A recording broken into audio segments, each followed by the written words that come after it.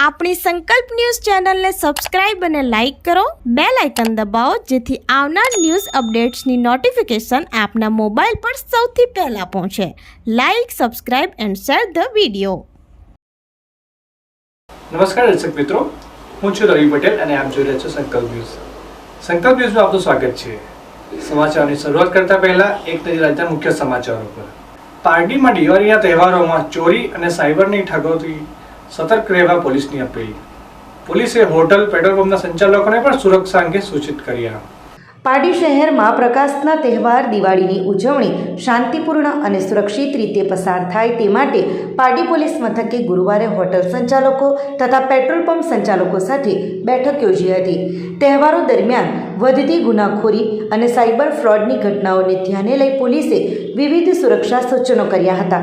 PI ગઢવીએ જણાવ્યું કે તહેવારોના સમયે વેપારીઓ અને સંચાલકો પાસે મોટી રકમ એક જ જગ્યાએ ન રાખવી, નિયમિત રીતે બેંકમાં જમા કરાવવી તથા સીસીટીવી કેમેરા કાર્યરત રહે તેની ખાતરી કરવી, શંકાસ્પદ વ્યક્તિઓના હલનચલન અંગે તરત પોલીસને જાણ કરવી. વધુમાં સાયબર ક્રાઇમ અંગે ખાસ ચેતવણી આપી હતી, જેમાં દિવાળીના દિવસોમાં ઓનલાઈન ખરીદી, ડિજિટલ પેમેન્ટ અને સોશિયલ મીડિયાના વધતા ઉપયોગ સાથે સાયબર ફ્રોડની શક્યતાઓ વધી જાય છે.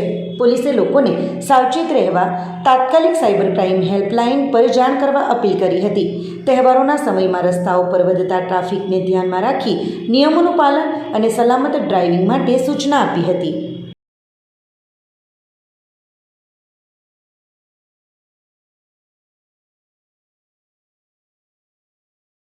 દૂધની કરચોટ ગામના ભાઈ ભક્તોએ સરમાઈ ડોંગર ગામની માતાની પૂજા કરવામાં આવી. દાદરાનગર હવેલી ખાતે દિવાળી પૂર્વે દર વર્ષે કરચોટ ગામના મામલીપાડા, ખડકોનિયા, ઘાટાળપાડા, રાઉતપાડા ગામના અનાદિકાળથી આદિવાસી પરંપરા પ્રકૃતિ પૂજક 9 દિવસ જંગલમાં વનવાસ કરી રસમાઈ ડોગરા માવલી માતા પૂજા કરવામાં આવતી હોય છે. દાદરાનગર હવેલી ખાતે આદિવાસી વિસ્તારમાં અલગ અલગ ગામડાઓમાં આદિવાસી સમાજની પરંપરાગત રીત રિવાજ મુજબ દર વર્ષે પ્રકૃતિની પૂજા કરી દિવાળીની તહેવારની ઉજવણી કરવામાં આવતી હોય છે. આ પૂજા દરમિયાન અંગારા પર રમત રમવામાં આવે છે. આદિવાસી વાજિંત્રો તારપા, ઢોલ, નગારા, દાગડી, કાસોલ જેવા વાજિંત્ર વગાડીને, જેમાં યુવાનોમાં માવલી પર અતૂટ શ્રદ્ધા રાખીને અંગારાઓ પર એટલે કે સળગતા કોલસાઓ પર રમત રમે છે. પ્રકૃતિ પૂજક આદિવાસી સમાજની પરંપરા એ દરેક કામની પહેલાં હોય છે. ખાસ કરીને ડોગરા માવલી માતાજીની પૂજા માનવામાં આવે છે કે જે માનત માનવામાં આવે છે એ પૂર્ણ થાય છે અને ધારેલું કામ પણ પૂર્ણ થાય છે. ખેતીવાડીમાં બરકત આવે છે, જેથી વર્ષોની પરંપરા રીતે આદિવાસી વિસ્તાર દરેક અલગ અલગ ગામડાઓમાં ડોગરા માવલી માતાજીની પૂજા કરવામાં આવે છે.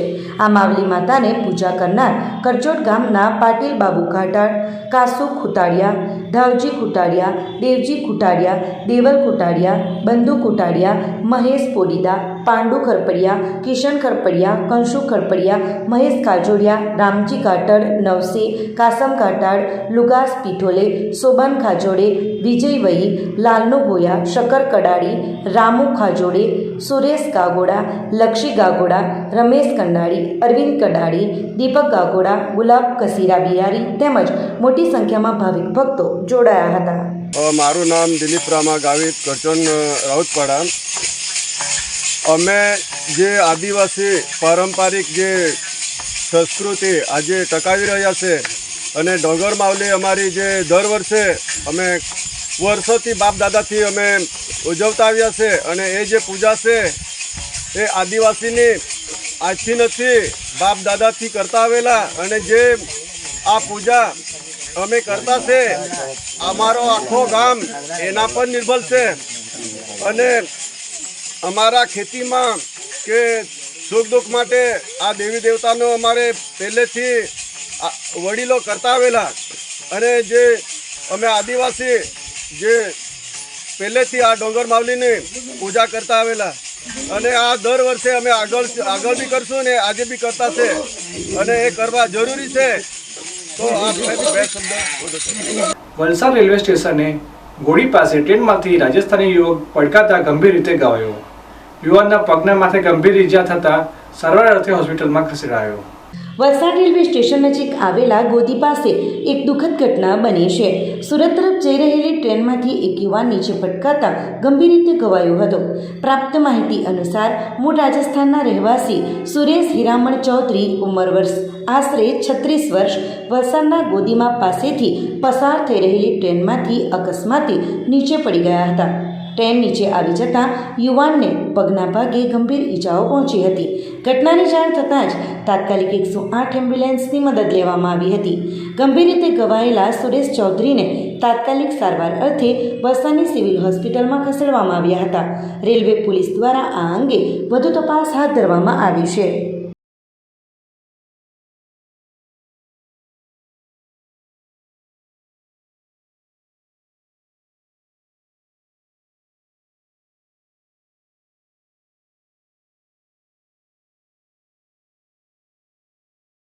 તો આ હતા આજના સમાચાર. નવા સમાચાર સાથે કાલે ફરી મળીશું. નમસ્કાર.